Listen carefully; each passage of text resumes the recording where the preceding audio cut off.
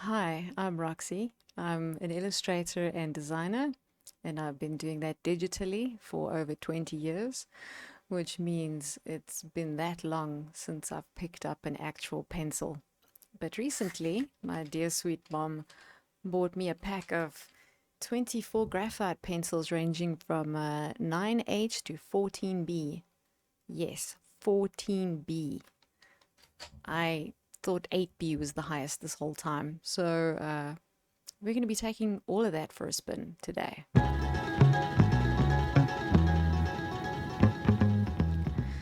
So I decided it would be cool to make a chart because, well, I'm a dork. So while I play the footage of that, I'm going to explain what all these pencil numbers mean and hopefully help you to figure out what the right pencil is for you. Firstly, even though it says lead on the back of the box, pencils are not made out of lead. Up until recently, I was under the impression that pencils used to be made out of lead and then they switched to graphite when they realized how toxic lead is. But it turns out, and I'll post a link to the article in the description, basically, back when wooden pencils were invented, they thought graphite was a form of lead, which it's not. So pencils have, in fact, always been made out of graphite, later a mixture of graphite and clay, and they've never contained lead, but lots of people still call it lead.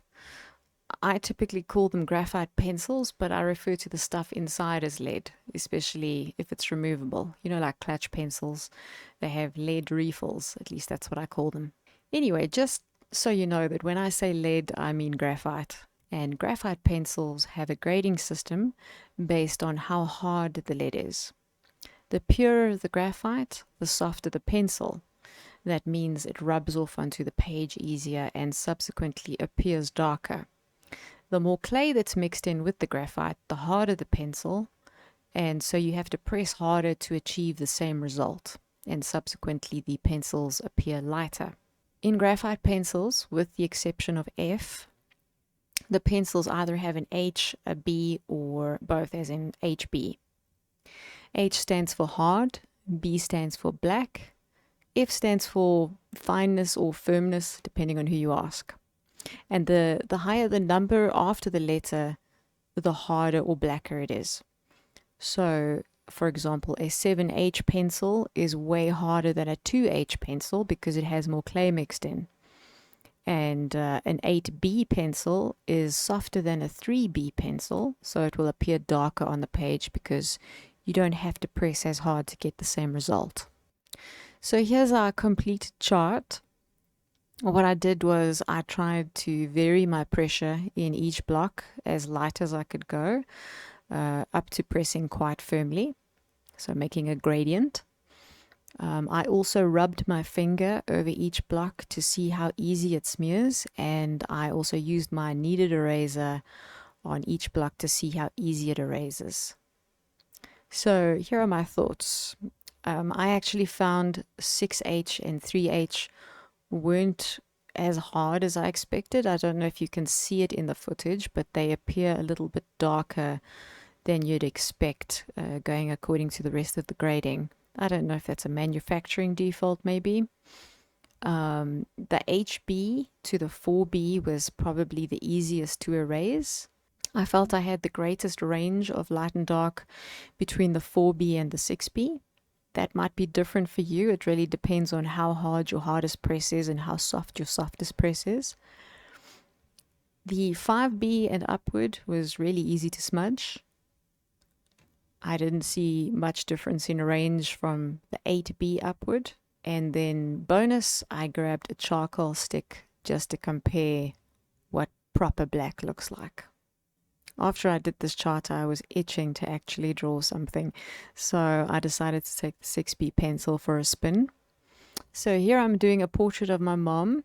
She's such a remarkable woman. I'm just going to take this opportunity to say how lucky I am. Both my parents are absolute gems. My dad's always been super hardworking, and as long as what I can remember, my mom's always been a stay-at-home mom, so I've spent a lot of time with her over the years. And what I can tell you now, at how old am I? I'm 43, and my mom is turning 70 today. All through my life, she's been so supportive of my art and creativity. I never lacked for art supplies. She's always pushed me to do better, and she's always been a fan of my art, except she wishes that I didn't draw so many monsters and would prefer that I do nice things like flowers. She's the most stable person I know. She's God-fearing, she's kind, she's a generous woman, and she displays equal parts love and discipline. She always has. And this has definitely shaped me as a person, and her voice has become a part of my conscience. I know a lot of people draw the short straw in the mom department, so I'm super grateful that I not only have a wonderful mother, but I also have a wonderful mother-in-law. Super blessed and grateful. But back to the drawing itself. Sure, digital art is so much easier. So many times I found myself stretching across my desk to reach for the keyboard because I wanted to grab the lasso tool just to shift something over slightly, and then realizing I'd have to actually erase it and redraw. And I also forgot about this shit. So let me tell you about my other supplies. In art class, we were taught to sharpen our pencils with a blade to get a longer tip, which is nice for shading. It's not difficult if you're in the habit of doing it, but it takes a lot of practice not to wreck your pencils at first. And I didn't feel like going through that learning curve again to develop that muscle memory. So I found this sharpener online, link in description, which produces supposedly a long tip. I don't know that I would call it a long tip, but it's a bit longer than a normal sharpener, and I found it quite fine. My eraser, also a link in description, is called a Kneaded Eraser, and you can shape it into a point to erase more precisely. So that's kind of cool. And here we go. Here's the final. I could have done a 150% better job digitally, but not bad for my first physical drawing in over 20 years. And it was really nostalgic using physical media again. So thanks, Mom, for the pencils.